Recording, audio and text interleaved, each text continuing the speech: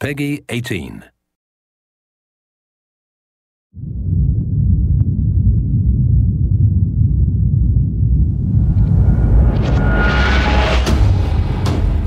Hey everybody, Zachary Levi here. Over the last few months, we've brought you exclusive behind-the-scenes looks at the final hours of development of Tomb Raider. You've seen Camilla recording her last few lines, Rihanna musing her last few words, and Jason completing the last few notes of the score. As those key pieces lock into place, it's time to reveal one of the last portions of the game, and a team that's been shrouded in secrecy for 2 years. We're here in the beautiful and freezing Montreal, Canada, to bring you the final hours of Tomb Raider, multiplayer edition. These are the final hours of Tomb Raider. Welcome to yet another world-class studio in the Square Enix portfolio, Eidos Montreal, home of the multi-award-winning game Deus Ex. Locked away in one of the far corners of the studio is a team of experienced, passionate professionals who have been specially brought together to create the first ever multiplayer component to the Tomb Raider universe. Let's meet the team behind the vision, direction, and decisions, and hopefully get a chance to play a few rounds. Here we are at Eidos Montreal. Before we get into why we're here, Carl, you now have an amazing stash, my friend. What is the impetus behind this? As a studio, we've been participating in Movember. A good friend of mine, JJ Owens, works for Movember in LA. We set up the gaming challenge and we brought studios from all around the world together. I think so far we've raised somewhere in the region of $140,000, $150,000. Well done. Been a big success, although my wife doesn't necessarily always approve. She hates it? Oh, my wife wakes up in the morning. She says that she hates it. She secretly loves it. What were some of the factors that led to a multiplayer facet to this new Tomb Raider? When we started developing sort of our vision for reimagining Tomb Raider, on paper, it was all about single player. And as we started to build that world out, we had the island, we had the Solarian, the scavengers. We started to realize that we had this canvas. Great warring factions, great landscapes. Yeah, we had all these really awesome places where it was all about traversal and single player. When we started looking at that, we thought, wow, well, what about multiplayer? Part of the genesis of that was Lara Croft and the Guardian of Light that kind of cracked open a door to lead you guys into the multiplayer into here at Eidos Montreal.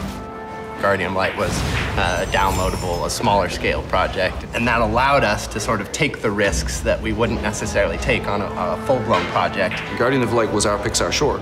It's the idea that whilst you're building your big project, you're always thinking about that next thing, but also allowed us to be able to start understanding co-oping and networking. It was a game that actually brought Tomb Raider fans together for one of the very first times. You hear them in their ear and they were having fun. And as a result of that, that led to us thinking about multiplayer.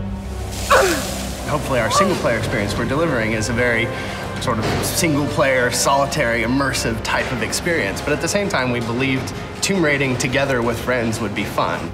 Tomb raiding, I think that's the first time I've ever heard that term. I like that. It's fun.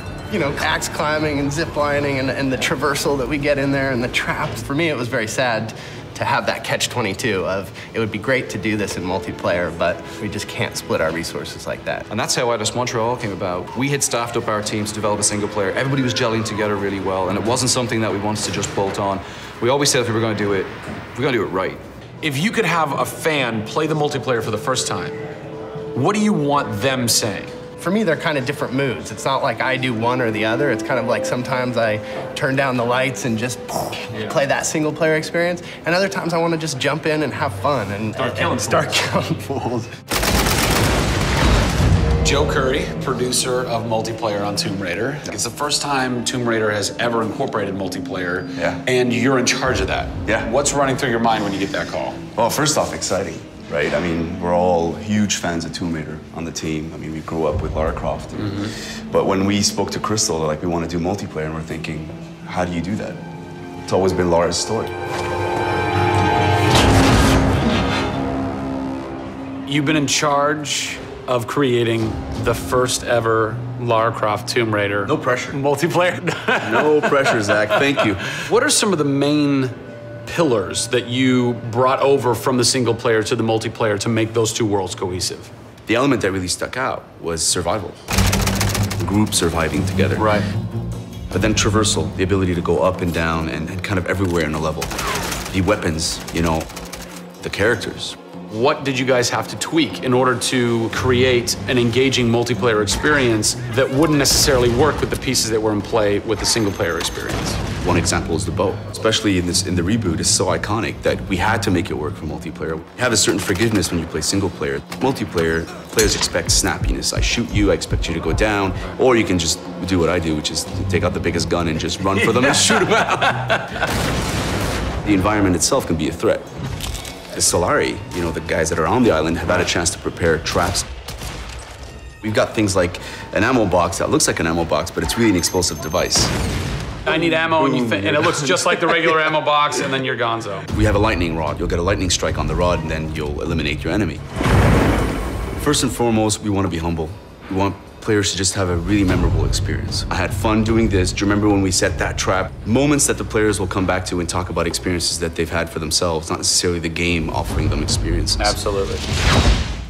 So, Joe, behind us we have the QA team, or the quality assurance team. They're a part of the development team. Mm-hmm. They can tell us what we need to fix and what's working and what's not. When do I get to game test? When do I get to get my hands on the game? Soon. We got a surprise for you first, Zach. So, when I was approached to host the final hours of Tomb Raider, essentially the biggest ask, not even ask, tell that I had was, I want to be in the game. I want to have a cameo, I want to have something. So guess what? Boom! Boom! Boom! I'm a playable character in the multiplayer Tomb Raider. How sick is that, Joe? You and your team are awesome. I can play with myself, virtually. Are we ready? Oh, that burns! You suck! Get those transmitters running. Radio transmitter activated! We're getting off this damn island? We send this in. Beautiful. I would like to try and kick your butt as me in this map right now. Should we try it? All right. Bring it. Let's do it. It's happening right now. Oh, nice! Was that one of my traps? That was one of your traps. Yeah! These booby traps are really fun. I mean, they're really, really fun. Yeah! Don't worry about it. Just because you made the game and I beat it. As you can see from the people and passion here at Eidos Montreal, this isn't just some add-on. They're devoting themselves to making this an experience in keeping with the feeling of single player. Familiar, yet different. Coming up in the final 2 episodes of our series, we go back to the home of Lara Croft. They're taking Tomb Raider to the finish line, and we'll be there for it.